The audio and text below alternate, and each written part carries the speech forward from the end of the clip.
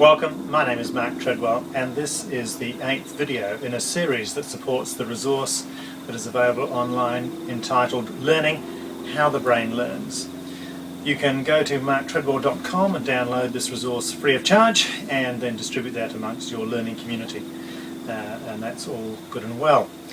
In the last video we were looking at how we apply the 4 learning systems that the human brain contains in a way that actually optimizes the learning process. In other words, what we're searching for here is a universal learning process. In the last session we looked at how prompts can stimulate us to get very excited about learning. What the prompt actually does is it actually stimulates hormones in our brain. So if you see a little spider you've never seen before, you get curious. But the spider, you go, oh my goodness, you feel an emotion that actually stimulates your curiosity, and your curiosity starts you asking questions. Is this spider poisonous? So what that process does is initiate our learning process. There's not a huge amount of information we need to actually put together to form that knowledge. There's just sufficient yes or no, maybe, maybe not, look at the colour, etc. Once we have the knowledge in place, then we can start to form ideas. For example, we can go back to our tree example earlier. When we looked out the window, we noticed that at a certain time of year, usually around autumn, some trees lose their leaves, and this particular tree outside the window, this oak tree, was losing its leaves. And we realized that there was a relationship between 2 processes or 2 variables. One was the time of year, and the second was the losing of the leaves. So there was a relationship between those 2 variables. Now, ideas sometimes have relationships between lots of variables. But generally speaking, when we're working with younger learners, we try to work with variables where there's just 1 or 2 or 3 at the most variables. So those 2 variables or processes have a relationship with each other. And so if we watch the tree the next year and we saw it lost its leaves again, we'd start to think, right, we now have an idea.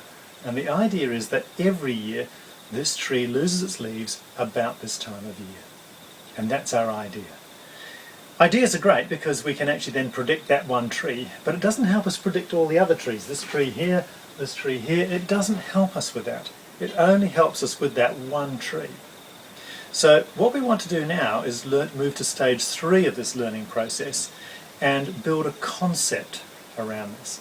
And what a concept is where we go away and we take that idea and we look at other contexts for that idea, other trees. So we start looking at trees and looking to see, why is it that trees lose leaves? We go back and grab some more knowledge and come back again. Do all trees lose their leaves? Grab some knowledge and come back again. Do they lose their leaves because it's too cold? Is it because they're too far north at a certain latitude or a certain longitude maybe even? We're often, when we get an idea, going back and picking up more knowledge, back picking up more ideas, back and forwards, and gradually as we start looking at different types of trees, different contexts, as we express that idea across different contexts, we start to build a concept of trees and whether they lose their leaves or not. And interesting enough, at that moment we understand that relationship in a generic sense. And it's like a meta idea, okay? A meta idea, not just for the one tree, but now I can look at any tree and work out whether or not it'll lose its leaves or not. Once I've got that concept, I have an aha moment where you go, I get it. Now you don't say, I get it. What's happening in your head when you get an concept is that hormones are released, and that tells those astrocytes to inform the neurons, look, we need to map this pattern and automate it, possibly, or not.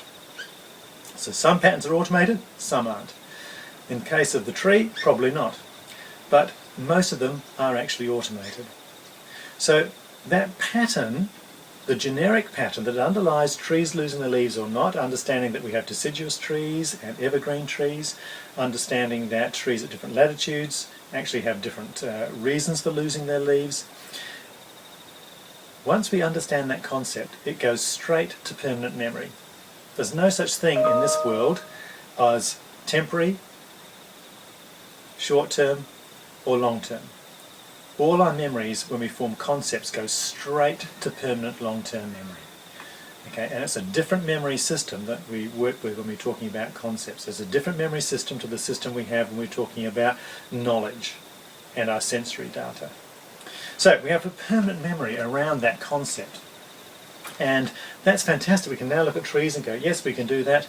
And then I start thinking, well, you know, if I was wanting to grow a forest, if I had a bit of land and I wanted to grow some trees commercially to make some money, you know, what sort of trees would I put on there? And then I might go back to my deciduous and evergreen and think, well, do the deciduous trees grow faster or slower than the evergreen trees? I'm sort of predicting that the evergreen trees would probably grow faster. Okay, so I'm now importing some other ideas in this. What sort of timber do I want? Do I want this to make furniture? Do I want it for a specialist application somewhere? You know, how fast do I need these trees to grow to make my company profitable? So I'm now adding lots of other concepts to this concept of evergreen and deciduous trees. And I'm building now what we call a concept framework. So a concept framework is linking one idea, 2 ideas, 5 ideas, 10 ideas, concepts, knowledge in a different mix to come up with a new framework of understanding around growing trees commercially. So concept frameworks don't have to reinvent the pieces. It doesn't sort of let's copy that, copy that, copy that and bring them all over here into a lump. But rather it uses brainwaves to link those elements together on the fly. And this can be done very, very quickly because in fact the brainwaves actually travel extraordinarily fast, 300,000 kilometers per second, the speed of light. So the astrocytes tell the neurons, go and link these together. We'll map that, download some extra astrocytes to actually fill in the gaps, etc., to make that map complete, and we will then take care of that from then on. As soon as we need that concept again, we will bring it back into the front line again and we can use it. So concepts and concept frameworks are incredibly powerful. Most things we do are concept frameworks. Your education processes that you carry out every single day in your classroom as an educator are mostly concept frameworks that have been automated. You don't actually consciously think a lot about what you do during the course of the day. And that's a great thing because you can then multitask and do many things at once. But also it's limiting because in fact when you want to change that habit of teaching, that habit of being an educator into something different, that's incredibly challenging. So as well as being a great thing, forming concepts and automating them and forming concept frameworks and automating them also, it actually works against us. One way to really help with transforming educator practice is to purchase a swivel, and just swivl.com, and this is a little device that holds your phone or tablet or whatever device it might be. You put a small microphone on your lapel and then the swivel tracks you around the classroom recording your conversation. So it videotapes you and records your conversations with the learners. And if you study that, you'll start to refine your learning processes. Now, did I give the kids long enough to respond to the question I asked? Who spoke the most? Did I actually pay attention to all the learners in that group, in that classroom, in that facility? The swivel is a very, very powerful change agent for educators. It allows us to go and look at our learning and teaching processes we're putting in place in our classrooms and then iterate and change them very powerfully. And it helps us overcome those habits that we've had for so long. So that's the conclusion of this video clip, and we're going to then go and look next at the evolution of the next stage, what we call stage 5 in the learning process, where we look at innovation, ingenuity, and how the imagination and creativity work in with all that. So thank you very much, and if you want to once again grab a hold of this text, this resource, please go to marktreadwell.com and you can download it from the resources section there. Thank you very much.